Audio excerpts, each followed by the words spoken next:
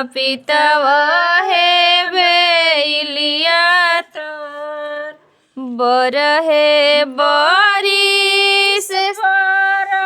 जमले बेलिया हे बेलिया तर सूरज रहले छपितव हे बेलिया तर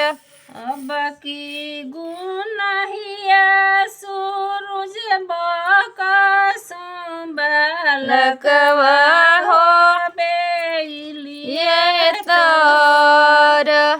दौरा दोहरी ले आइबो हो बेलिया तर कलशु पे दोहरी ले आइबो